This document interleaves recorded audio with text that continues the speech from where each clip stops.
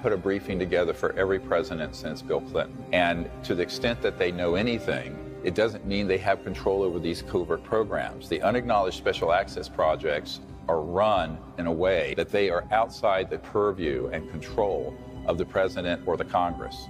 And for that reason, our elected representatives are unlikely to resolve this problem. And in this document from the Canadian government, the matter is the most highly classified subject in the United States government, rating higher than the H-bomb. That was the most top secret doomsday weapon at the time in development. And the second item, B, flying saucers exist, period. C, their modus operandi is unknown, but concentrated effort is being made by a small group headed by Dr. Vannevar Bush. And then D, the entire matter is considered by the United States authorities to be of tremendous significance. What is more sensitive than the development of the hydrogen bomb prior to its detonation? The UFO issue. A priori, therefore, the entire subject has been managed in a way from the 40s onward with extraordinary secrecy around it. The event at Roswell, because it resulted in the acquisition of materiel that could be studied, it created a sea change in the whole national security organization, because within weeks of that event, the CIA was formed. Within weeks, there was the formation of the Air Force, which was split off from the Army Air Force. It also led, however, the development of unacknowledged special access projects, which is why Eisenhower, even though he knew about the subject on a fairly deep level, had completely lost control of it by 1961 when he left office. We must guard against the acquisition of unwarranted influence, whether sought or unsought, by the military-industrial complex. You know, because you think of generals and you think of conservatives and Republicans as being very pro-military in business, but he's talking about the illegal part of it. He's not talking about the conventional military. But it's now the military-industrial intelligence complex that are moving bureaucratically toward establishing dominion and control over the entire democratic process in the country, and that they're waging war, invading the Middle Eastern oil fields and occupying the oil fields, attempting to establish what they themselves refer to as full spectrum dominance. But we're going to smoke them out. And so the public has to understand there became to be this bifurcation, this separation between legitimate national security and military operations and the deep black programs that are unacknowledged. We're talking about the black budget, the deep black, super secret, unacknowledged budget that runs in the $100 to $200 billion a year. I'm being conservative. My 03 budget calls for more than $48 billion in new defense spending. More money for the Pentagon when its own auditors admit the military cannot account for 25% of what it already spends. According to some estimates, we cannot track $2.3 trillion in transactions. 2.3 trillion with a T. That's $8,000 for every man, woman, and child in America. We're spending well over $100 million per day on classified programs that have no congressional oversight, no public scrutiny.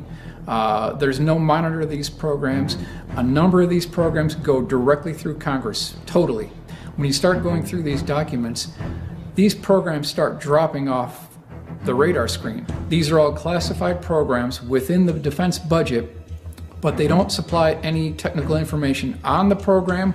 And if people think that the Congress and the President actually have a handle on this, they're gravely mistaken. They do not. This is where we get into the structure of secrecy. The structure of secrecy is complex and multifaceted. We've been led to believe that we live in a mostly transparent democracy, with the president at the top of the intelligence food chain, a true commander-in-chief. The reality, however, is much different. A shadowy government with its own Air Force, its own Navy, its own fundraising mechanism, and the ability to pursue its own ideas of the national interest, free from all checks and balances, and free from the law itself. There's secrecy that is legal, And unfortunately, where Edward Snowden made his mistake was by disclosing secrets, no matter how inappropriate it might have been that they were going on, that were being managed legally that the President and Congress and the intelligence committees knew about. A traitor to the United States. On the other hand, there's secrecy that is illegal. And these are the unacknowledged special access projects, USAPs, USAP for short. What they've done is they've formed this alliance among themselves of the industry that makes money by building war machines, the military that uses the war machines and justifies them, and then the intelligence community that is not really an intelligence community, it's a covert operations community, armed with military weapons and nuclear weapons, in that they're trying to push the boundaries now of establishing their dominion and full spectrum dominance over the planet. And in this document, first document that's on the briefing for President Obama's brief we put together that we gave to John Podesta, this document lists the compartmented operations out of the Nellis facility, what the public wrongly calls Area 51. I gave this document to the head of intelligence for the Joint Chiefs of Staff, Admiral Tom Wilson. Now this is J2. This is the guy who puts the intelligence briefings together for the Joint Chiefs of Staff of the United States of America. And he got hold of one of these compartments and he said, "Hello, I'm Admiral Tom Wilson. I want to be read into or briefed on this project." They said, "Yes, sir, we know who you are, and you don't have a need to know." You don't have a need to know. The head of intelligence for the Joint Chiefs of Staff. So this is where the military have been victims of the secrecy, because there are many generals and admirals and very good officers I've met with who have enormous responsibility that everyone, if you polled 1,000 people on the street, I think every single person would say something this sensitive they would know about, and if they didn't have knowledge about it, if they asked about it, they will be told. That is not true. There are very clear efforts to engage in covert programs and to keep the knowledge of those programs away from people, even in positions of constitutional authority. Dick Cheney, he would have a need to know. They call him Darth Cheney. We're talking about people way up in the defense industry, people who are running the skunk works, people like Ben Rich, like Kelly Johnson. So these unacknowledged special access projects do not care what your rank and position is. They care about one thing. Will you go along with their agenda? And this is exactly what happened when I met with Lord Hill Norton. Since my name has become connected with UFO matters in quite a big way in this country, I have frequently been asked by a person of my background, a former chief of the defense staff, a former chairman of the NATO Military Committee, what the reasons may be for governments wishing to cover up the facts about UFOs. That, I believe, is because governments fear that if they did disclose those facts, people would panic. The only thing he really wanted to know was, I was head of the Ministry of Defense, head of the Military Committee for NATO, head of MI5, MI6. Why wouldn't they have told me?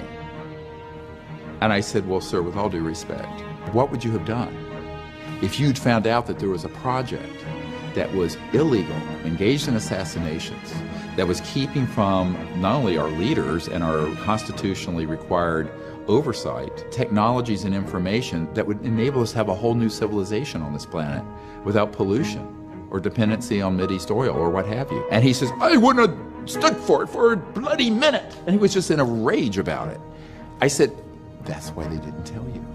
Several U.S. presidents are on record talking about the UFO mystery. Yeah, Presidents Jimmy Carter, Ronald Reagan both had UFO sightings of their own, but the current presidential campaign might be the first in which UFO disclosure has been championed by a major party candidate. When we had your husband, President Clinton, on this show, he said, I asked him about UFOs in Area 51, and if you looked in, because if I was president, that's the first thing I do. I go right into those files and see what was going on. Right. And he said that he did do that. Yes. And that he didn't find anything.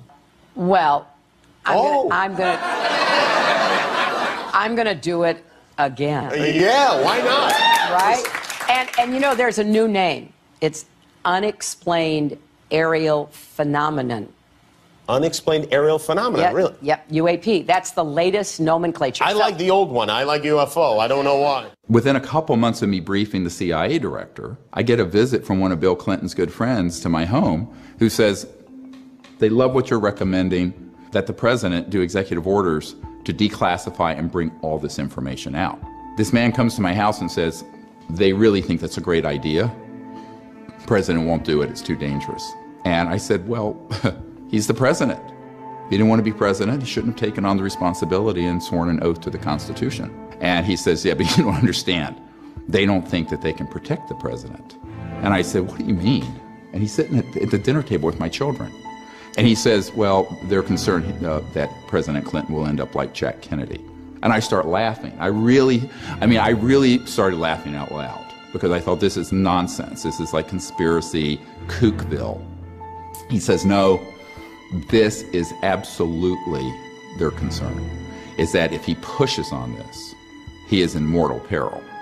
Kennedy may have been engaged in a bit of a struggle with the CIA in attempting to get more information on the UFO subject, and that might account for his termination. And that morning, in 2 of the English-speaking newspapers, there was a picture of 2 UFOs. So I had placed those on his table where he was going to be sitting, and I said, "Good morning, Mr. President." I sat him down and said, "We'd like to have coffee and juice," and he said yes. So while I was getting that, he's looking at the papers. I came back in, President Kennedy says, "Well, what do you think?" I looked at him, and I looked down at the picture, and I says, "Well, sir, what do you think?" And with that magnificent grin of his, he said, "I asked you first." I said, "From what I've learned, we can't be the only living beings in God's creation." And he says, "You're right, young man. There is considerable knowledge as far as the actual being of UFO and ET phenomena that we're aware of today." When President Carter was elected, I was the legal counsel for the Jesuit National Headquarters in Washington, D.C. He called the director of the Central Intelligence Agency, George H.W. Bush, to a meeting and asked Bush if, as the director of Central Intelligence, would give to Carter, as the president-elect, all the information he had on the potential existence of extraterrestrial life and the issue of whether or not any of the UFO vehicles might be vehicles from another star system. And George H.W. Bush refused to give him the information. Said he'd have to go to Congress and get Congress to have the Congressional Research Service at the Library of Congress declassify it to get it to him if he was going to get it. That's a true story. In some of these cases, absolutely, the president has no need to know because he's a temporary employee. He's strictly a temporary employee. He does not have a need to know on some of these deeper black programs within the Skunk Works, within the Boeing Phantom Works, and also within the Black Widow Group of Northrop.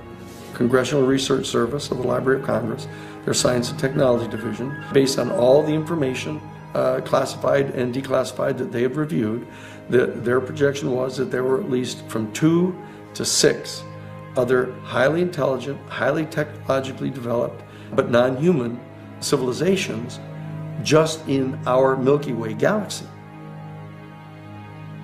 There was deep concern that something this important would be kept out of the briefings for the president. Based upon what Jimmy Carter has said and based upon what Bill Clinton has said, that they were refused this information. I believe that is unconstitutional for them to refuse to give the information to the President of the United States. And from the very first meeting I had with the Director of Central Intelligence, I didn't need to convince him that the UFOs were real. I mean, in fact, I pulled out all this dispositive evidence that Carl Sagan would want to see. And he said, "I already know this is real. But I want to know why the CIA director, James Woolsey, and the President of the United States aren't being told anything about it." The why is always the hardest question to ask, and nobody asks it. And I began to explain to him what it really is a big technological question.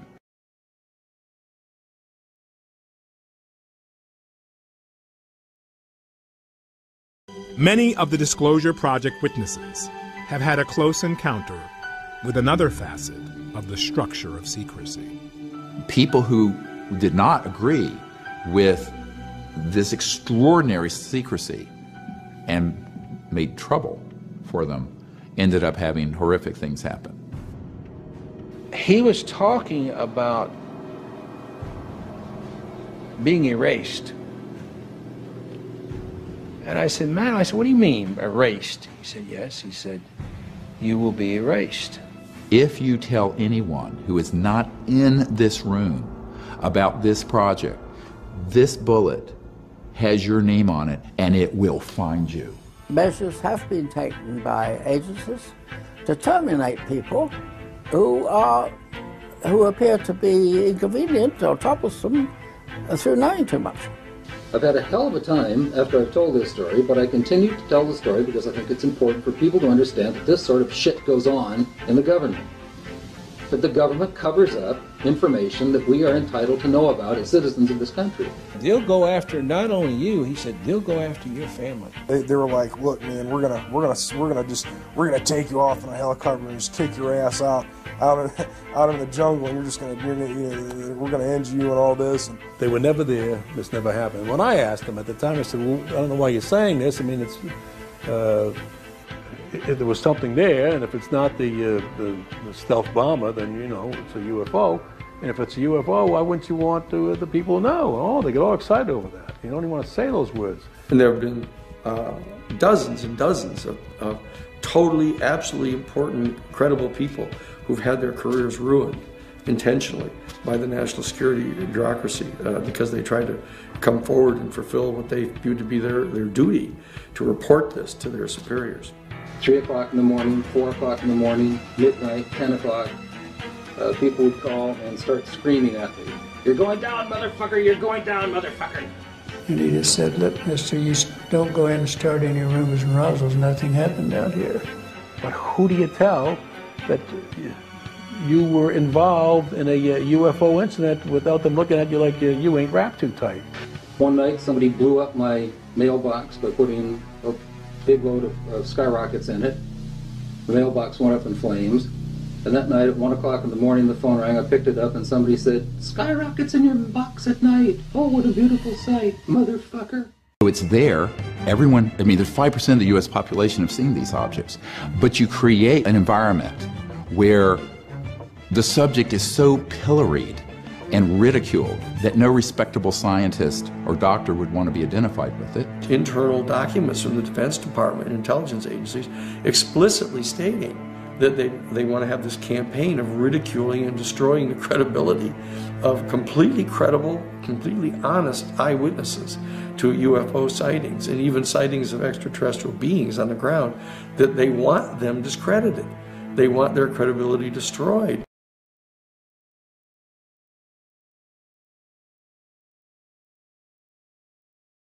Interestingly, there was a man on my executive committee. He was a very well-known actor and singer named Burl Ives. And Burl Ives, he was a 33rd degree Mason. So all of you people who think that all these secret societies, everyone in it knows everything, they don't know anything. And he said to me, he says, we all know that Marilyn Monroe didn't die of an overdose. Boop, boop-be-doo. He said, do you know why they killed Marilyn? Mr. President, the late Marilyn Monroe. And I said, well, I didn't until I got this document. It's a virtual death warrant because she was found a couple days later. 3 August 1962, wiretap of telephone conversations between reporter Dorothy Kilgallen, who was looking into Roswell and other UFO issues, and her close friend Howard Rothberg, from wiretap of telephone conversation of Marilyn Monroe and Attorney General Bobby Kennedy. Rothberg discussed the apparent comeback of the subject with Kilgallen and the breakup with the Kennedys. This is referring to the fact that Marilyn Monroe had been having an affair with not one but both Kennedy brothers, and it was becoming conspicuous, so they broke it off. Rothberg indicated in so many words that she had secrets to tell, no doubt arising from her trysts with the President and the Attorney General. One such secret mentions the visit of the President at a secret air base for the purpose of inspecting things from outer space. Now, this is 1962. Kilgallen said that if the story is true, it would be a terrible embarrassment for Jack and his plans to have NASA put men on the moon. We choose to go to the moon in this decade and do the other things, not because they are easy, but because they are hard. The subject repeatedly called the Attorney General and complained about the way she was being ignored by the President and his brother. The subject threatened to hold a press conference and would tell all. It's a tragic situation because she was an actress. She didn't understand the national security state and the viciousness of those who want to keep these sort of secrets.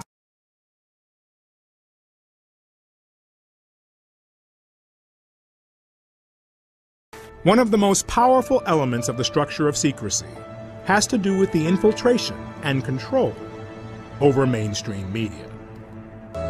It's a media of belief, a media of belief. The whole media is controlled by a few corporations thanks to deregulation by the FCC. You mean Disney, Fox, Westinghouse, and good old GE? They own networks from CBS to CNBC. They can use them to say whatever they please and put down the opinions of anyone who disagrees. We've observed firsthand the intelligence community influencing the media when they're trying to cover this story. We have memoranda after memoranda after memoranda citing the psychological warfare and propaganda value of the subject. This is a very important thing for the public to understand. How do you keep something secret? You hide it in plain sight. Air Force Office of Special Investigations Officer Richard Doty admitted that he would bring bags of cash to national security editors in the major media to get their cooperation in this narrative. So every news agency, every television, radio station in the Albuquerque or Santa Fe area had our snitches in there. So we knew, and we paid them. We paid them good money. One of the reasons you get the people is you pay them, and that was controversial. That was somewhat controversial. Do you know of national media that have had? Oh, yes, yeah. I'm not going to name them. And this officially was released by the CIA, talking about how they have people embedded in all the major media to change, alter, and affect stories to their benefit. Now have relationship with reporters from every underlined major wire service, newspaper, news weekly, and television network in the nation. In many instances, we have persuaded reporters to postpone, change, hold, or even scrap stories that could have adversely affected national security interests or jeopardized our sources and methods. And it goes on to then say that they have the same within academic circles. The man turned to me, and this is a board member of Time Life, and said, Dr. Greer, we basically are scribes taking dictation from the right hand of the king. The fourth estate is dead. The corruption of the media means that you have then undermined democracy and our basic constitutional protections. Because if you control the information flow through the elite media, and the only place you can get this information is through the tabloids where they want it because it's discredited there, or on the internet where there's so much false information that's mixed in with the real information that you don't know what to make of it, there creates this complete confusion. When you go to a supermarket checkout and you look at the tabloids, what you may be reading there are actual stories of actual events, but when it's portrayed through the tabloids, it gets discredited. And they're ridiculed and their careers are destroyed pursuant to a very specific self-conscious official program. Now this has worked for 50 years. Why would they change it now? This is the technique they've used. First cases coming out of law school was for NBC to establish the right of journalists to protect their confidential news sources. I did the amicus briefs for the New York Times and the Washington Post, and also for CBS and ABC. And it was at that time that I began to realize that there was this close working relationship between the board of editors of the New York Times and the national security community. That there's conversations going on all the time between the board of editors and the national security people. And we actually got an affidavit from Teddy Sorensen saying that, oh yes, the national security state, the CIA, and everybody consult regularly with the New York Times to get them not to tell information about covert operations that we're engaged in. I was surprised to find that out at that point. I began to do an investigation about this as the lawyer for the Times now and for NBC, and found out that there were 42 full-time Central Intelligence Agency or NSA people employed by the major national news media. And they had a whole entire project called Project Mockingbird. And that they were deeply embedded with the major national news media, and they were constantly, from their point of view, safeguarding the information that was going to be allowed to get out. And it was quite clear that they viewed themselves as all part of the same basic fraternity.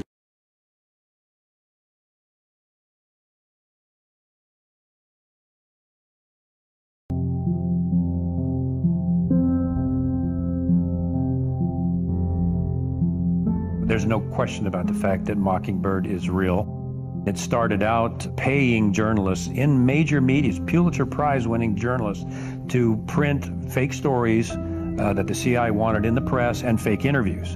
And this was revealed in the Church Committee. Do you have any people being paid by the CIA who are contributing to a major circulation American journal? We do have people who submit pieces to American journals. And of course, then the CIA destroyed the rest of the files, which is what they do.